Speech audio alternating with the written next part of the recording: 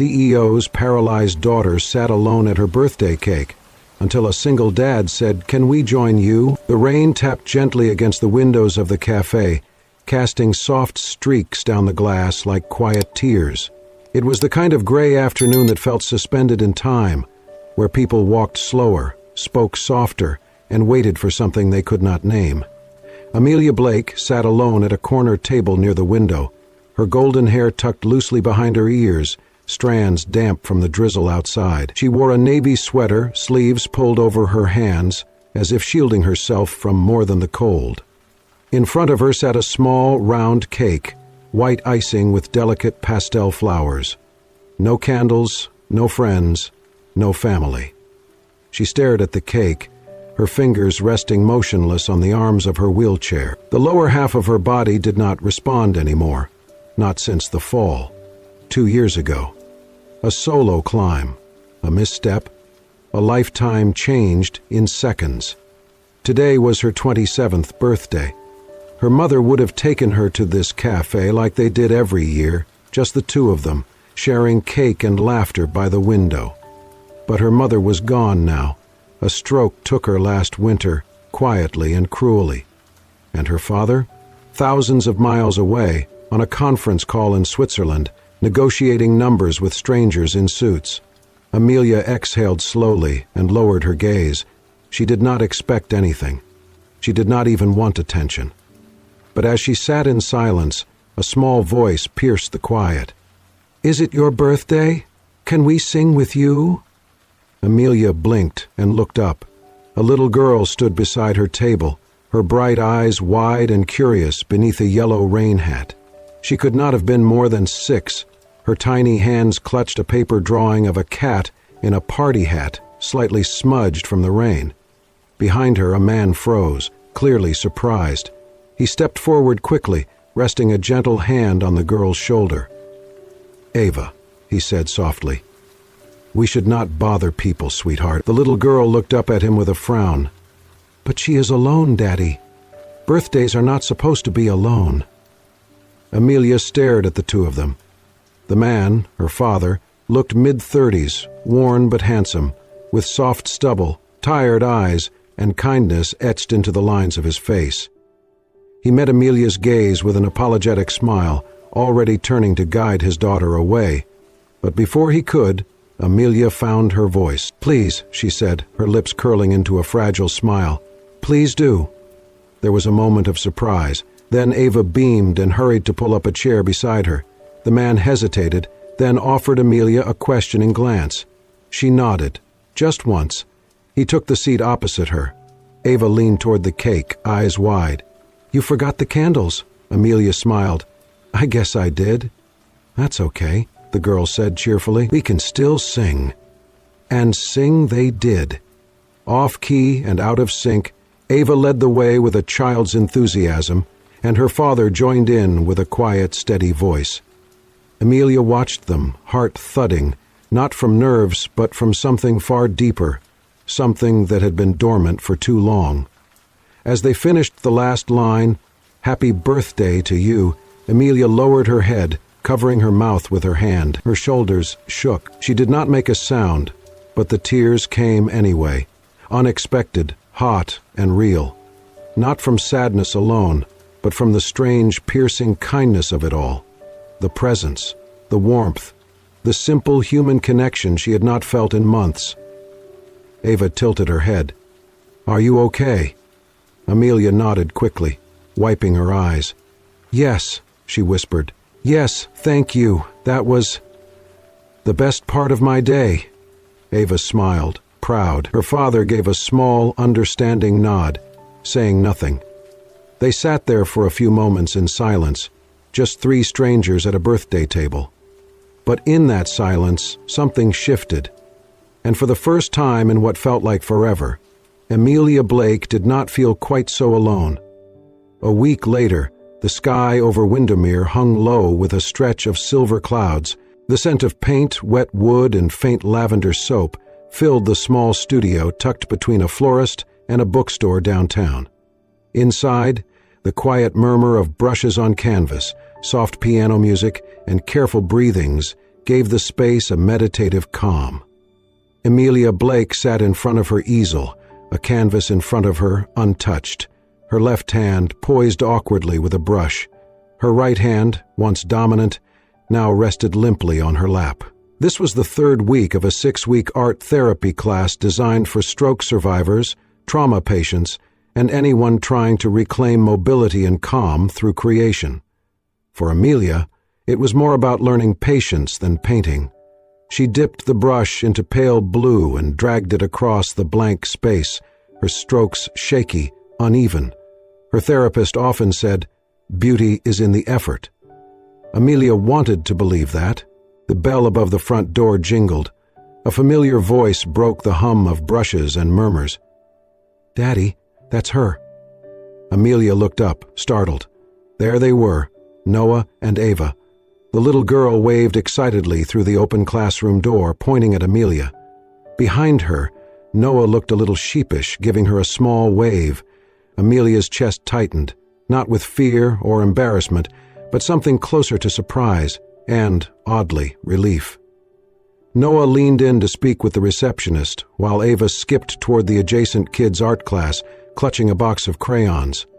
Amelia returned her gaze to the canvas, pretending to focus, though her hand now trembled slightly. Minutes passed, and then a quiet presence appeared at her side. "I did not know you were in this class," Noah said gently, his voice low. She looked up, the brush still in her hand. "I did not expect to see you either," she replied, offering a tentative smile. He nodded toward her canvas. "That looks better than anything I could do." She let out a small laugh. "It's an abstract mess, but thank you." A brief silence followed, but it was not awkward. It was gentle, respectful. He did not ask what happened to her. He did not tilt his head in pity or mention wheelchairs or healing. He simply treated her like someone he had casually bumped into, and it felt good. "I drop Ava here every week," he added. "She says it's the best hour of her life." Amelia smiled, the warmth lingering. "She's something." "She is," he agreed. "I have no idea how she turned out so bright." Amelia lowered her eyes. "Maybe because she sees the world without fear." Noah nodded thoughtfully. "Or maybe she was just lucky to land in a family where love came before judgment."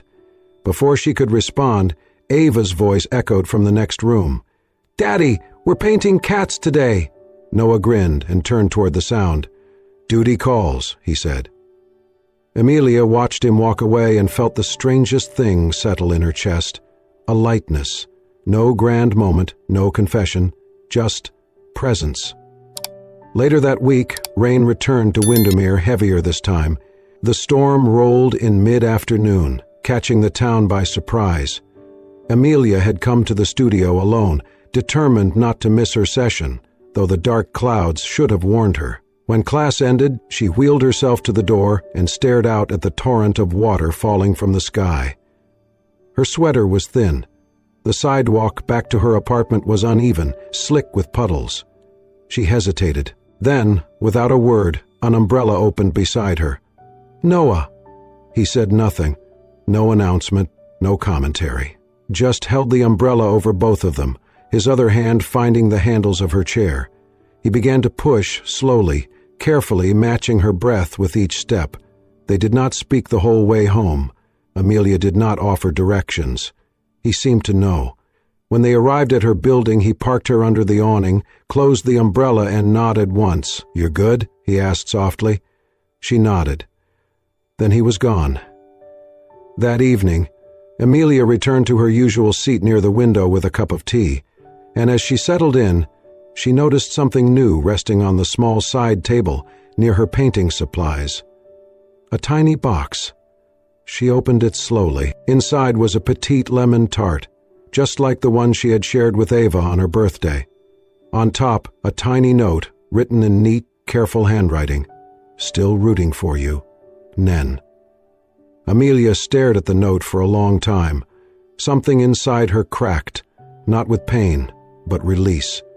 For the first time, she felt seen, not as the paralyzed daughter of a CEO, not as a victim of fate, not as a symbol, but as Amelia, just Amelia.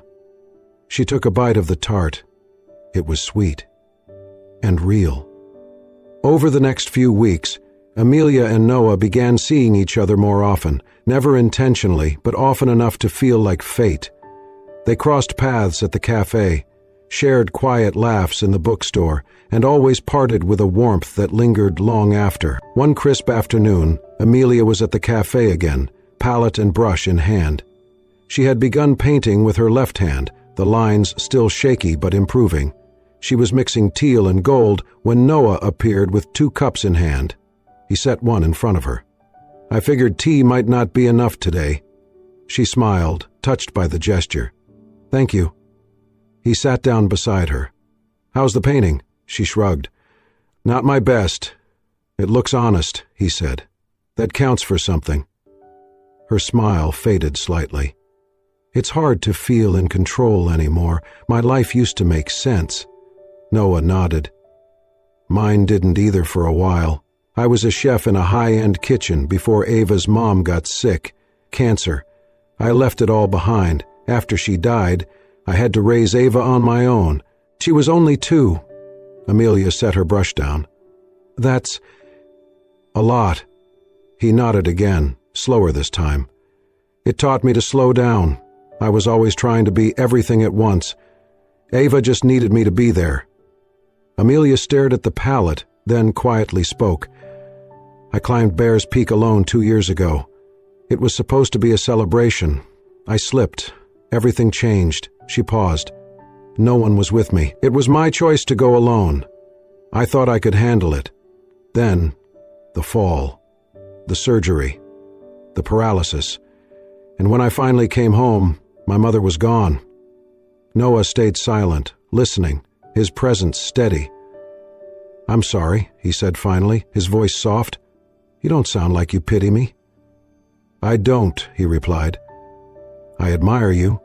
They sat in silence, a silence that did not need to be filled. "I've met so many people who look at me and only see the chair or the money," she said, her tone more curious than bitter. "You don't." "I see Amelia," Noah said. "Just Amelia." Something inside her relaxed. She didn't say anything more. Later that week, Amelia attended her art therapy class.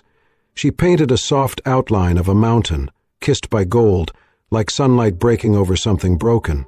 She painted slowly, without rush or fear. When she exited the building, Noah was waiting outside, beneath the glow of a street lamp, umbrella in hand. "She's inside," he said with a nod toward Ava. "I figured you'd want a dry ride." Amelia smiled, surprised but not startled. "Thanks." As she rolled past, he called after her, "Get some sleep." That night, back in her apartment, Amelia studied her painting. It wasn't perfect. The lines were crooked, the colors bled at the edges, but it was hers, and it felt like a beginning. In those small acts, something fragile had started to grow. Not a rescue, not a cure, but a hand held out in the rain. And for now, that was enough. A few days later, Amelia's phone buzzed continuously, her mother's old ringtone, something she had deleted in a hurry years ago. She didn't answer, but the noise didn't stop. She braced herself and opened the news notification. Her breath caught. Headline in bold black letters. "Heiress, crippled, after risky solo climb, hidden away in suburban coffee shop." Below, a grainy photo that looked like a paparazzi snapshot. Amelia in her wheelchair with a faint, unsteady smile. The cafe's front window behind her. The caption was cruel. Her father, the tech billionaire, refuses to let her face the world again. Amelia pressed her hand to her mouth, breathing quick and shallow. Her heart pounded, adrenaline and dread coiling in her veins. She felt nauseated, dizzy. Betrayal cut deeper than the accident ever had. She stared at the phone screen, then closed her eyes. Tears burned, but she willed them away. She deleted the app, turned off her phone, ignored the doorbell, the chatter, the world outside her apartment. For 2 days, she disappeared. No art class, no cafe, no reply to her messages. Lisa knocked only once and left a teddy bear at her door with a note. Get better soon. Love, Ava. On the third night, just before midnight, there was a soft, hesitant knock. She curled in her blanket fort of pillows in the living room. Snow melted outside, casting slushy shadows through the partially open door. No guard, no polite applause, just Noah's silhouette in the jammed hallway light, holding an umbrella and a cup of tea. He stepped inside, quietly placing the umbrella in the corner and the tea in the coffee table. Amelia didn't move. She stared at the floor. The room smelled faintly like lemon and rain. Noah opened his mouth, then closed it. He sank into the armchair beside her, not touching, not speaking. The silence between them was gentle, not accusatory. Outside, the snow ceased. Inside, her breath slowed. She felt him there, solid but not demanding, not pitiful, just present. They did not say anything, no jokes, no small talk, but a candle in the corner flickered toward them, a trace of warmth. Doze crept over her. At 4 a.m. she jolted awake to find Noah still in the chair, sleeping quietly, with a folded blanket on his lap, his hand gently holding the mug, tea cold. She stared at his face, sleeping peacefully, at his hand gripping the empty handle. She realized he had probably been sitting there not just for hours, but for the raw hours her phone and world had gone silent. A tear fell. She blinked it away. She whispered, "You stayed?" Noah stirred, blinking slowly. He didn't look surprised, just soft. "That's what you do for someone you care about," he said, voice husky with sleep, calm as dawn. Amelia felt a warmth she had not felt since her mother's death. A presence that did not pity, a devotion unshown in tabloids. She leaned forward and placed her hand lightly on his, not to whisper thanks, but to anchor him there, to anchor herself. Noah neither pulled away nor urged conversation. He just leaned in so that together they watched the snow melt outside. Neither spoke again. But in the silence of that living room, Amelia learned something new. Connection can exist without performative kindness, and healing can begin not from words, but from a bedside vigil without judgment. They sat like that until the sun's first light crept into the room. Eventually, Noah stood. He left the chair and placed more firewood in the hearth. He gathered his umbrella and quietly left. Amelia lay there, eyes wet but steady. She felt something inside her shift. Painful, yes. Shattered, perhaps, but not yet broken.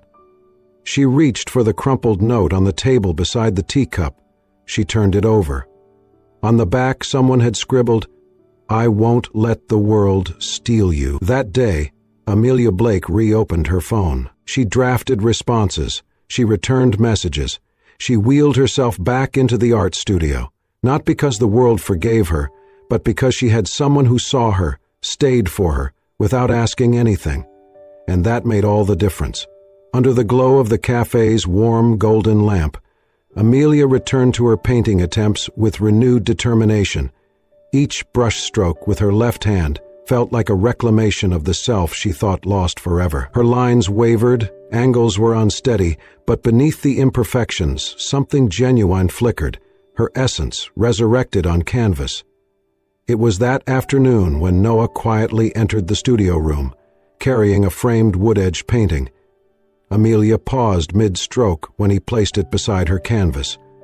The frame held a message hand-lettered across cream-colored paper.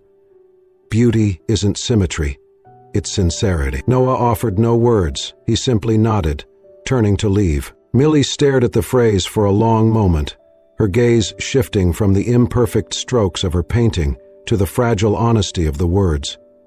Later, outside the cafe, Ava tugged at Amelia's sleeve, clutching a bag of sugar candy hearts she and her father had made. "Millie, let's make candy hearts." They spent the rest of the afternoon at a small wooden table, Ava cutting pastel-colored icing into heart shapes, giggling when her sugar heart designs drooped, Amelia helping press them onto wax paper, Noah watching silently from a corner, smiling gently at the mother-daughter-like bond forming. "Ava, taste test," Amelia encouraged, offering a heart. Ava giggled, popped it into her mouth, and declared, "Perfect." That evening, as darkness settled over Windermere, Noah and Ava paused outside Amelia's apartment. Ava gripped Amelia's hand. "Can I come tomorrow? Make more candy?" she asked shyly. Amelia touched her hair and smiled. "Any time, Ava." Noah nodded politely, warmth softening his features. Then the next Sunday came. Amelia's father, James Blake, arrived in town unannounced. He stepped into the same cafe where she worked on her art, scanning the room with a cold appraisal. He had flown in early, papers in hand, a presence that demanded respect. He found Amelia and approached. In measured tones, he asked, "Is that the child they say you spend time with?" Amelia's stomach twisted. She glanced at Ava, watching with innocent curiosity from across the room. She took a deep breath. "That's Ava. She's just a little girl with too much sugar and a big imagination," Amelia replied quietly. James frowned. "Your father knows nothing of this. You should not associate yourself with people of lesser standing." Amelia closed her sketchpad firmly. She stood, shaking but resolute. "He's more real than any boardroom executive you ever placed in front of me. He doesn't judge me for falling. He simply stays." James's jaw tightened. The cafe felt too small, too intimate. He turned and walked away, without another word, leaving behind a stunned hush. Amelia exhaled loudly, the weight of his disapproval settling on her shoulders. But as she glanced at Ava beside her, beaming with candy heart smiles, she realized she had made a choice. Over the next few days, Amelia painted. Her strokes became bolder, deeper. On one canvas she painted golden haloed candlesticks beside a cracked brown chair. On another, a small figure kneeling to draw hearts on sugar candy. On each piece, she signed her name in large loops, Amelia Millie Blake. Noah watched quietly from a corner, never interrupting unless invited. When she offered him tea, he told her softly, "They're honest works." She nodded, brushing a stray brush across her hair. "Because I don't fear my own flaws anymore." Lenient sunlight filtered through the cafe windows one afternoon as Ava presented her mother with a handmade gingerbread cookie, decorated in mosaic sugar hearts. "For your courage," she said, hugging Amelia tight.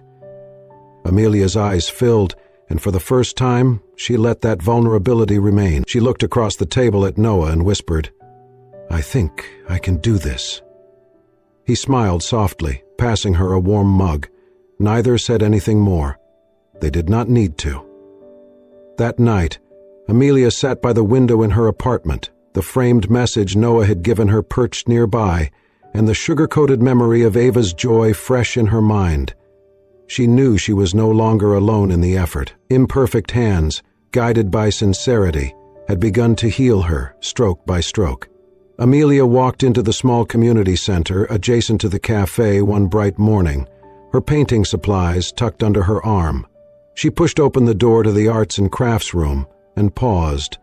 Tables arranged in a circle, colorful paper, tempera paints, brushes, and water cups ready.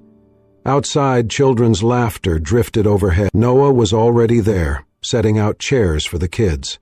Ava sat beside him, helping line up little plastic jars of paint. Amelia's heart fluttered. She'd volunteered to teach this weekly painting class for children with disabilities, something she'd never imagined doing, but something she felt pulled to do. Noah, seeing her entrance, offered a gentle nod. "Morning," he said. Amelia smiled. "Thanks for helping," he shrugged modestly. "Just making it easier." Children began to file in. Some used wheelchairs, some crutches. Some needed hand-over-hand guidance. Amelia took her place at the head table, greeting the kids with soft hellos and introducing herself as Mrs. Millie. Their faces lit up instantly, no pity in their eyes, just curiosity. Noah led Ava around, showing her how to assist younger students. When a boy dropped his brush, she bent to help pick it up. When a girl's cup of water tipped over, she cleaned it. Amelia watched, tears of quiet pride filling her chest. Ava dropped by later. "Millie, do you want to make a painting circle with me?" Amelia looked at her canvas. She nodded and joined her under the warm yellow lamp in the cafe corner after class. They painted side by side, hearts, mountains, sunflowers with uneven petals. Noah ordered tea for them both. They talked about normal things, the sun slipping early in the sky as winter approached, favorite ice cream flavors, Ava's excitement for her winter recital. Somewhere between a brushed laugh and a shared glance, their hands touched, little fingertip contact over the wooden cafe table. A spark. Amelia withdrew quickly, surprised, and something deeper softened inside. "It still hurts," she whispered later that evening, once Noah drove her home in quiet darkness. Snow flurries danced around the hood of her car. "But it does not define me anymore," she continued, her voice fragile but firm. Noah's eyes held hers in the glow of the dashboard lights. He placed a hand over hers, fingers warm, steady. For a moment time stopped, as if the universe held its breath. And then they kissed. Not fierce or dramatic, but soft, a feather brushing the surface of long-dormant hope. Noah's thumb gently stroked her wrist. Amelia felt no pressure, no expectation, only compassion, depth, and mutual respect. It was the moment she realized she was not broken in ways she could not heal. She wasn't damaged. She was simply choosing someone brave enough to sit with her pain, and tender enough to offer his own presence. They embraced under street lamplight, snow faintly drifting around the car. It felt sacred. Neither spoke of tomorrow. They simply acknowledged what had always been possible. Connection, no strings attached, only sincerity. Later, Amelia found a small canvas in her studio back at home. She painted a mountain range, in soft pastel, the sun rising behind peaks tinted in rose gold. At the edge she painted two figures, one tall, one shorter, side by side holding brushes. She signed it simply, "Beauty is in the bond you choose." The next Sunday she brought the painting to the cafe. Noah, not expecting it, stood speechless as she hung it on the wall behind their favorite corner. Above the painting the words, "Beauty isn't symmetry, it's sincerity," still glowed from the wood frame he had given her weeks before. She added a small note beneath, "For the hands that taught me how to hold hope." They stood together, side by side, watching customers pause to read. Their fingers brushed again. Nothing needed explanation now. Because when hearts learn to return, after loss, after fear, they do so quietly, gently, and with choice. And in that choice lies true beauty. A week later, the cafe where everything had started was now strung with pastel bunting and yellow fairy lights. Tables were arranged in a gentle circle, forming a warm, open space. The cake sat in the center, on a white pedestal. Written in soft icing were the words, "To Ava, and the bravest women I know." Amelia had chosen it herself.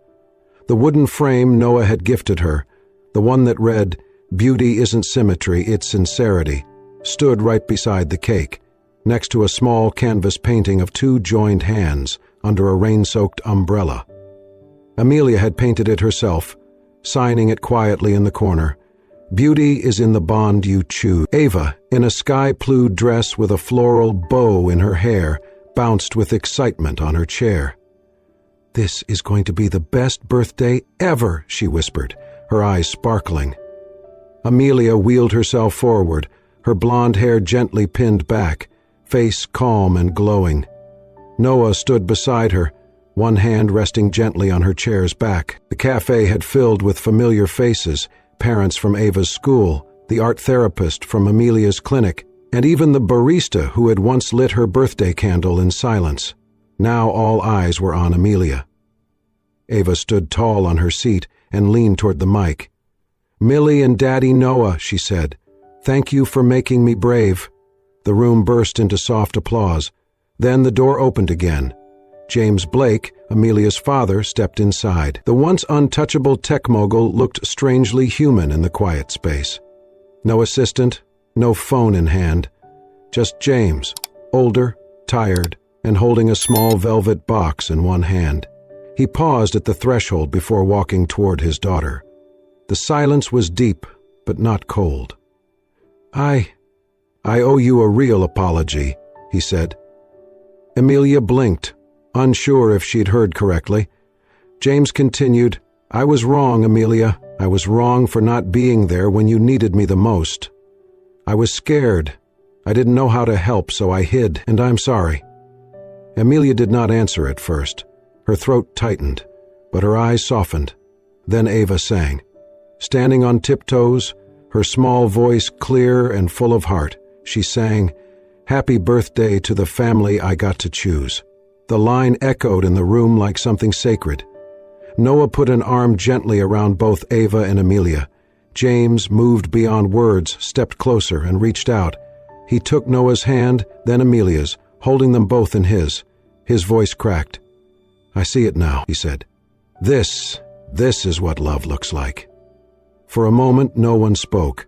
Then applause erupted, soft, then louder, until it filled the cafe with warmth and affirmation. Amelia felt her chest swell, not from pride, but from peace. She had not only found healing in Noah and Ava, but had helped her father find a second chance too. Ava giggled and hugged both adults tightly. "Don't let go," she whispered into Noah's shirt. "I won't," he promised. James stepped back, wiping a tear from the corner of his eye. "You've built something stronger than I ever could," he told Amelia. The party continued, but not in the usual way. There were no clowns, no flashy gifts, just conversation, connection, and laughter that made the air warmer. For the first time in years, Amelia felt complete. This was not the life she had once imagined, but it was more real, more full. She had not reclaimed everything she lost, but what she had built in its place, with Ava, Noah, and even James, was something stronger. This was family. Not by blood, but by choice, by love. The day felt like spring had painted the whole world in color. Tiny paper butterflies hung from the school's multi-purpose room ceiling, fluttering with every passing breeze from the old air conditioner. Folding chairs squeaked beneath excited parents. Somewhere backstage, the squeal of sneakers and the sound of kids practicing their lines echoed against painted cardboard trees. Amelia sat near the front row, a bouquet of wild flowers in her lap. Her blonde hair was braided to the side, and she wore a pale blue dress that Ava had picked for her. Noah sat beside her, holding her hand gently. Lisa, now fully comfortable calling Amelia Millie, giggled beside them, twisting her friendship bracelet around her wrist. Today was Ava's school play, or so they were told. The principal welcomed everyone with a smile and a few awkward jokes. Then the lights dimmed slightly. The children came on stage one by one, dressed as animals, sunflowers, and little clouds. Ava, in a sparkly bee costume, had 2 solo lines, both of which she delivered with the seriousness of a Broadway star. When the final song ended, the room erupted in applause. Proud parents snapped photos. Noah clapped, and Amelia beamed. The applause began to die down, but Ava remained on stage. She stepped forward, tiny hands gripping the mic stand like she had practiced this moment in the mirror for days. Her wings shimmered slightly in the stage lights. "I have something more important than a song," she said, her voice steady and bright. "Can my family come up here, please?" Noah blinked in confusion. Did she just... Amelia's heart began to race. The teacher standing in the wings gestured at them gently. Noah stood first, helping Amelia maneuver her wheelchair toward the steps. Lisa skipped behind them. They reached the stage just as Ava stepped closer with a small velvet box in her hands. "Mommy Millie," she said, eyes glowing, "will you marry Daddy Noah?" The entire auditorium gasped, then erupted into cheers.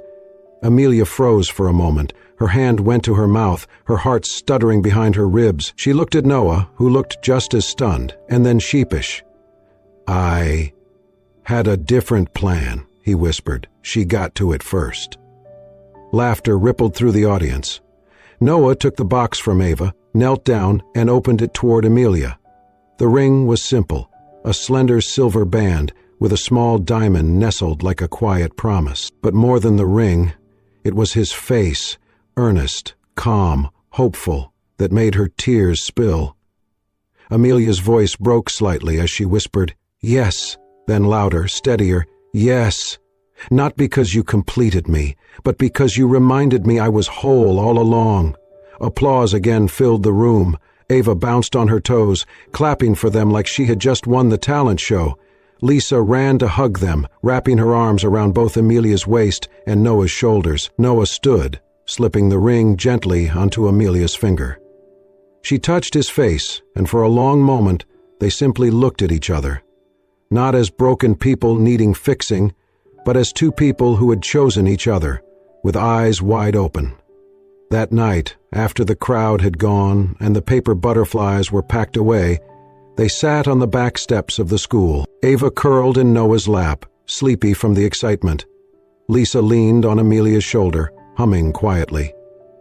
"I meant every word," Amelia said softly. "For a long time I thought I was a half-finished story. Now I know. I was just waiting for the right chapter." Noah kissed her temple. "Then let's write it slow, every word, every page." The stars above Windermere blinked into view, one by one. The stage lights inside the school had gone dark, but in their hearts a spotlight lingered, warm, quiet, and infinite. And in that silence, with the children breathing softly beside them, and the night air holding its breath in reverence, Amelia knew. Love had not saved her, but it had reminded her that she was worth saving. Thank you for joining us for this heartfelt journey of healing, hope, and unexpected love. If Amelia and Noah's story touched something deep within you, if it reminded you that even in life's most broken moments, kindness and quiet courage can light the way, then we invite you to stay with us. Subscribe to Soul-Stirring Stories for more powerful